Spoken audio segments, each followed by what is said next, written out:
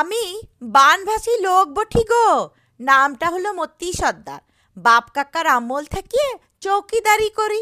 50 সালের আকালের পর থাকিয়ে গেল বছর তক। খরার চোটে দকড় কচা হয়েছিলাম। এবছর আবার বানভাসি। কাগজওয়ালাদের বললাম, বাবু লিখে দিবেন আমার কথাটা। কিন্তু গায়ের লোক কাগজবালাদেরকে ভাগাই দিলে। তা না হলে লেখা কেনে? কাগজওয়ালারা ফটক তুলা কল তক তাক করিয়েছিল। লোককে বললে, উয়ার কথা লিয়ে আপনার কিছু হবে নাই। ও বুড়া তো পাগল বটে। পাগলে কি না বলে। ই বাবা, আমি পাগল হলাম কিসে? কই, আমি তো পাগল লই। ভালো করে ভালিয়ে দেখুন। কিন্তু উনারা বললে, বুড়া গায়ের লিরিফের লোট ছিঁড়িয়ে নদীর জলে ভাসায় দিচ্ছ।